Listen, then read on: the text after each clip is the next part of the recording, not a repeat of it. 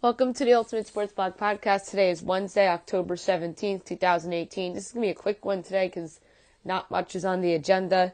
We're going to talk about the two league championship games that were played yesterday.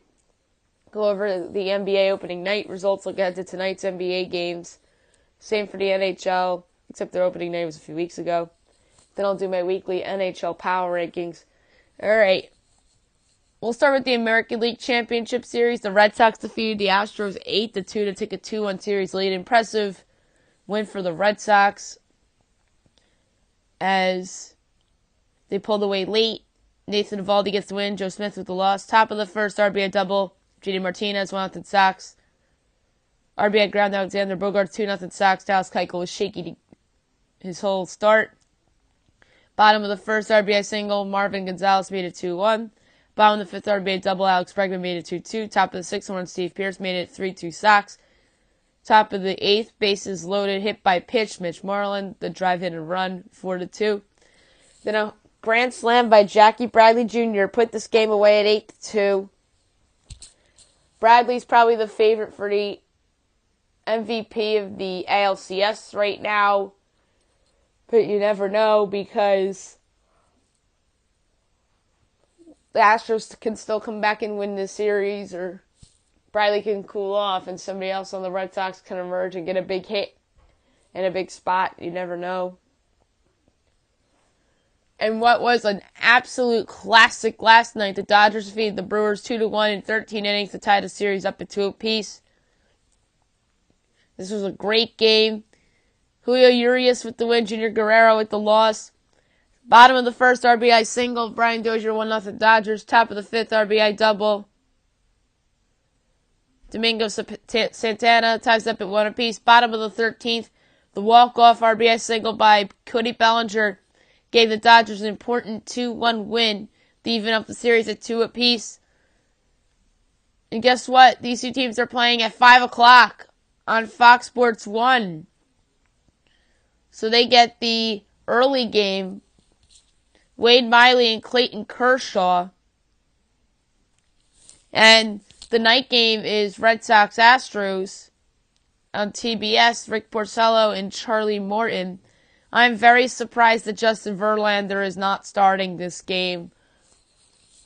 But, hey, maybe it's the right call. Morton's had a good postseason history with the Astros. Pitched well at home in big spots with the Yankees. Or against the Yankees in the playoffs and against the Dodgers in the World Series too. So should be fun. Quickly, Christian Yelich just ripped Manny Machado and called him a dirty player after that little first base incident in which he quote-unquote tripped Jesus Aguilar. And Yelich came out and said, can't respect someone who plays the game like that. Yeah, Manny Machado's had a very interesting series here. There was that, and then he wasn't hustling the first base. Then he slid hard into second base as he was trying to break up a double play. So yeah, a little interesting series. His time with the Dodgers is obviously coming to an end. I don't think he goes back there, with Corey Seager coming back next year. But yeah, it's interesting to watch and a fun little subplot for the media to talk about. NBA, last night, the Celtics defeated the 76ers, 105-87. Celtics obviously 1-0, Philly 0-1. The best player on the court last night was my pick to win the Most Improved Player award, and that's Jason Tatum. 23 points on 9 for 17 shooting, with 9 rebounds and 3 assists. Kyrie Irving only had 7 points on 2 for 14 shooting in his first game back. Jaylen Brown had 12. Gordon Hayward, his first game back after that gruesome injury last year, 10 points on 4 for 12 shooting. Al Horford, 9 points on 4 for 7 shooting. Philly, Joel Embiid, 23 points and 10 rebounds and 2 assists, so he had a really good game. Ben Simmons played 43 minutes, 19 points, 8 rebounds. 15 rebounds and 8 assists. He was just shy of a triple-double.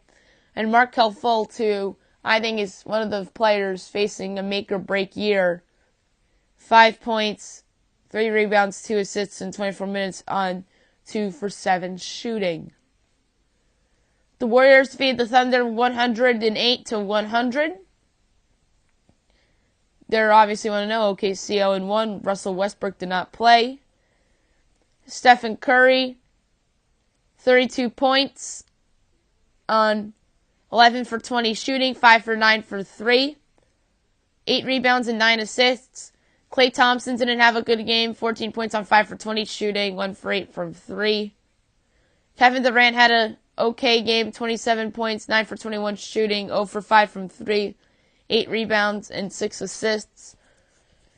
Draymond Green only had 2 points, 13 rebounds, though, and 5 assists. Draymond Green's somebody that's had a wacky stat line a lot over the last couple years per se. Meanwhile, OKC, Paul George, 27 points on 9 for 23 shooting. Tonight, in the NBA, you have the Bucks and the Hornets. That's Giannis Antetokounmpo's season debut. Mike Budenholzer's debut as Bucks coach. Hornets are a team that I picked to make the 8th seed in the playoffs. A lot of people like Detroit as your 8th seed, but I want to do something different, and Detroit, to me, I'll get to them right now as they host the Nets. Blake Griffin's somebody that hasn't played a whole season, I think, in his life, so I can't bank on that. Andre Drummond improved. Reggie Jackson, somebody that's been injury prone. Dwayne Casey's a nice coach, but I just don't like the roster. The Nets are interesting. They're a team that I think heading in the right direction long term, but they just don't have a lot of talent. They have some nice promising players, Jared Allen and Karis LeVert and Rondé Hollis-Jefferson as like their little core. D'Angelo Russell's in a little bit of a make-or-break year. So that's going to be an interesting team to watch this year. You have the Grizzlies and the Pacers. Grizzlies are a team that I think should blow it up and start over and trade Mike Conley and Marc Gasol. Pacers looking to build on last season's surprise season. And they're certainly a candidate to take a step back. The Heat and the Magic. The Heat are a team that I picked to make the playoffs. The Magic, Steve Clifford's their coach now. I wouldn't be shocked if they won this game. Orlando is a team that always tends to win the season opener. And I feel like they always play Miami in their season opener every year, and they find a way to pick off Miami. 7:30, you have the Hawks and the Knicks, the 2 worst teams in the Eastern Conference, 2 of the worst 3 teams in the NBA. Trae Young making his NBA debut as well as Kevin Knox. Kevin Knox is actually coming off the bench. I don't think that's the right move, although he struggled his last couple preseason games. I like Knox a lot, and I think he's very talented. He should be the starting small forward for the Knicks tonight. Meanwhile, Atlanta, other than Trae Young, they got John Collins and DeAndre Bembry, who I think is facing a make-or-break year. Taurean Prince is a nice young player. He might be trade bait. Obviously, Kent Bazemore's trade bait. Jeremy Lin's trade bait. Oh, Jeremy Lin back at MSG is a fun little subplot tonight. And also Miles Plumlee's trade bait, too. So I expect the Hawks to have the worst record in the NBA. And I don't think it's going to be close. The Cavaliers and the Raptors. Cavs' first game without LeBron James for the second time in their franchise history after he leaves. I think this is a lottery team.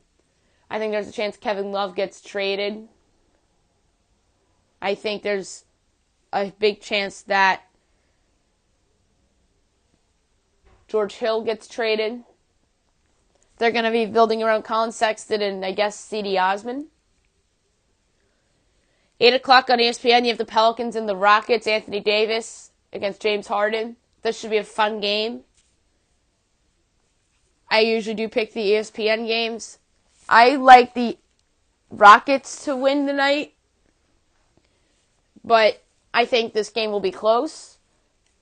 I think there's a chance the Pelicans win outright with the Astros playing tonight. There's a chance that the Rockets are kind of not really paying attention and like kind of scoreboard watching to see how their buddies are doing over at Minute Maid Park. I don't expect a good crowd tonight. Everybody's going to be at Minute Maid Park. I should say I don't expect a great crowd. Meanwhile, everyone's going to be at Minute Maid Park for the Astros. So I'm starting to talk myself into Pelicans tonight. But I'm going to say the Rockets win a very close game. I'm going to say Rockets by 3. Pelicans will easily cover the 8.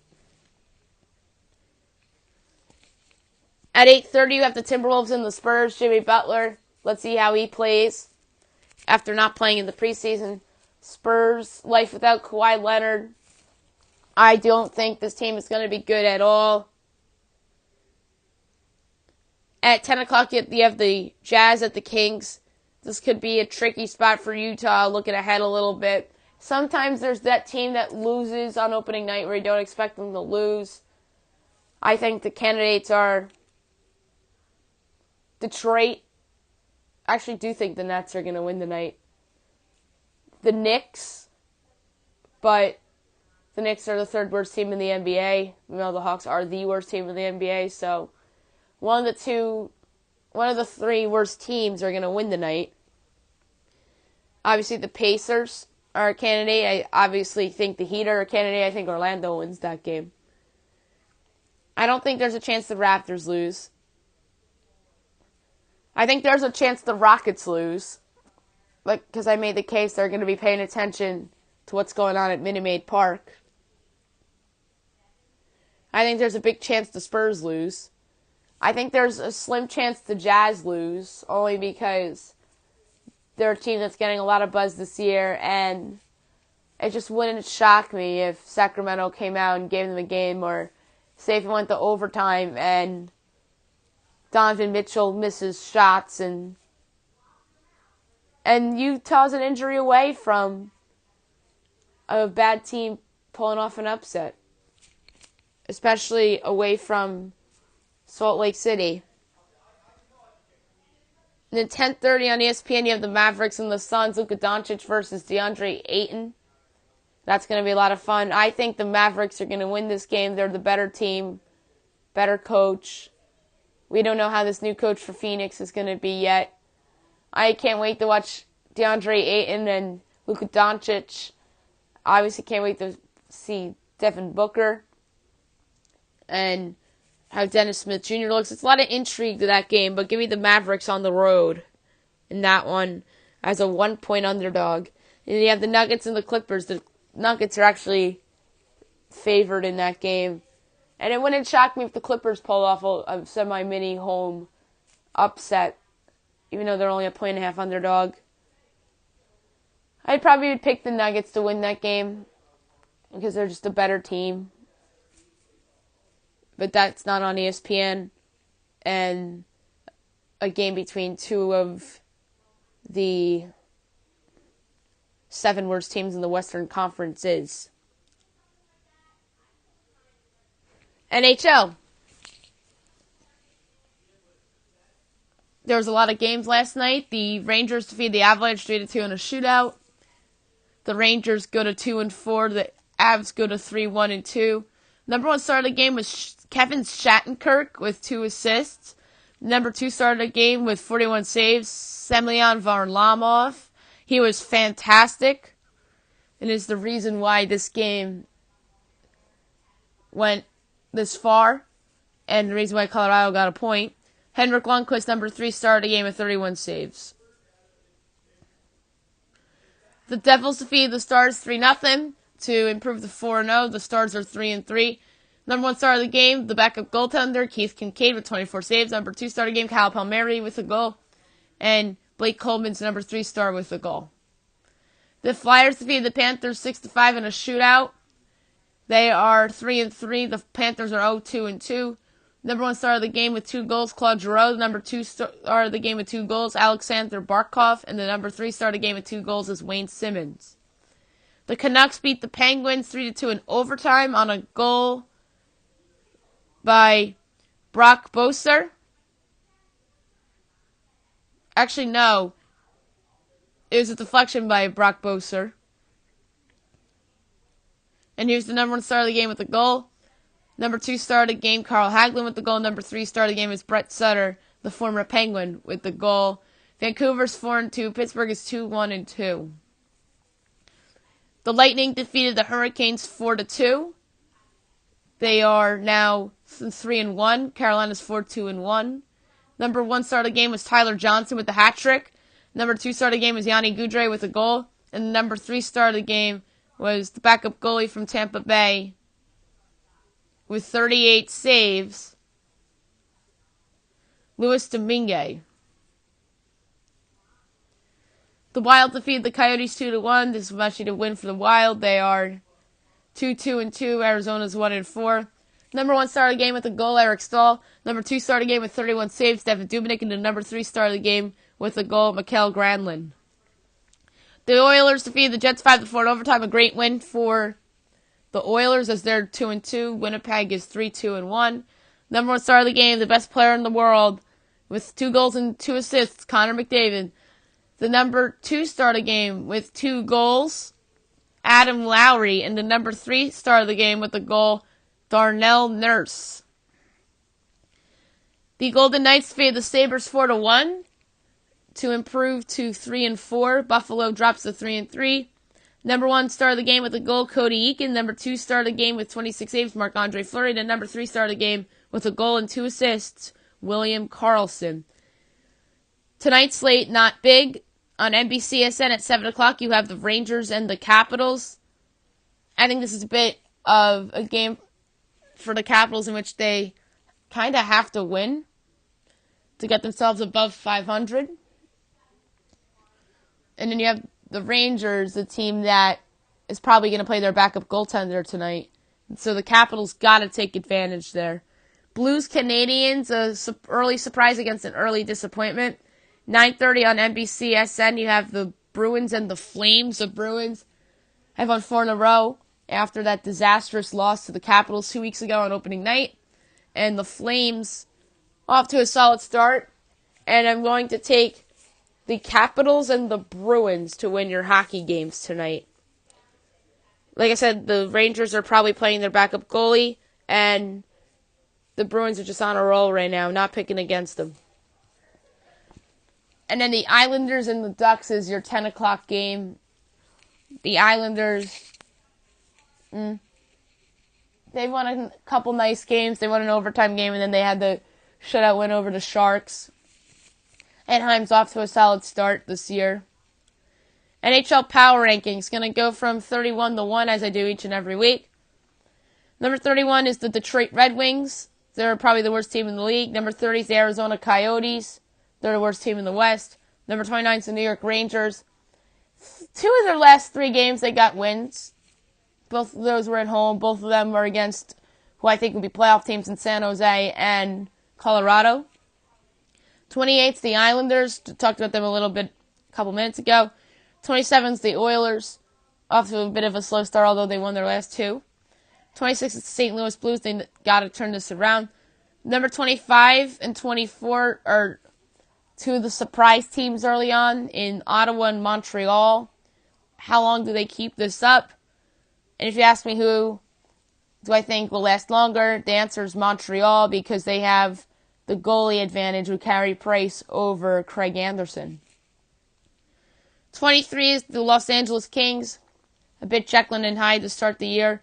22 is the Blackhawks. They've been a surprise early so far, but have not sold yet. A lot of their wins came in overtime. 21 is the Vancouver Canucks. They're, to me, the biggest surprise early on, other than Ottawa and Montreal. I'm sorry, the surprise of the Western Conference, we'll say. The surprise of the league so far is Ottawa. And if I had to rank surprises, 1's Ottawa, 2's Vancouver, 3's Montreal. But got to give Vancouver credit. Number 20 is the Minnesota Wild. got a big win last night. Number 19 is the Florida Panthers. They'll get it going soon. They just haven't played enough games. 18 is the Calgary Flames. They're 3-2. That's not bad for them. 17 is the Buffalo Sabres. They're 3-3. They won some big home games, and they've lost games on the road that they should lose, like last night to Vegas. Number 16 is the Dallas Stars. They'll eventually get it going. They're 3-3. 15 is the San Jose Sharks. Slow start for them. 14 is the Vegas Golden Knights. They're playing a little bit better after starting 1-4. 13 is the Washington Capitals. I talked about them a few minutes ago. I think they got a win tonight at home against the backup goalie, potentially. Number 12 is the Pittsburgh Penguins. Number 11 is the Philadelphia Flyers. Both of these teams have been a little Jekyll and Hyde. I haven't been that impressed with Pittsburgh. Meanwhile, Philly, they got absolutely destroyed on national TV last week. And then they rebound from that win at Ottawa. They've played a little better since the terrible loss to San Jose. Number 10 is the Columbus Blue Jackets. They've won some impressive games so far this year. 9 is the New Jersey Devils. They're unbeaten. 8 is the Colorado Avalanche. They should have lost last night, but they should have lost in regulation last night. Their goalie is why that game went to overtime. Number 7 is the Anaheim Ducks. They got off to a bit of a fast start. They're playing pretty well. Same with number 6, and that's the Carolina Hurricanes. I've been very impressed with them. 5 is the Winnipeg Jets. A little bit of a slowish start, but I have them this high because they're good. Number 4 is the Tampa Bay Lightning. They're starting to get it together. 3 is the Boston Bruins, who have won 4 straight. I just talked about them a few minutes ago. Number 2 is the Nashville Predators. They're off to a pretty good start. And number 1 is the Toronto Maple Leafs. They lead the league with 12 points. Austin Matthews is in double digits in goals already. He's the early favorite for the Hart Trophy Award. And that's it for the podcast today. I'll be back tomorrow recapping all the NBA and all the NHL and all the baseball. And then I'll do my bold projections for Week 8 of the college football season. And I'll make my picks for tomorrow night's college football games as well as Broncos Cardinals. So you got 5 sports going on tomorrow. Well, really 4 because it's NFL and college. So that's your argument for 5. I hope you guys have a great day.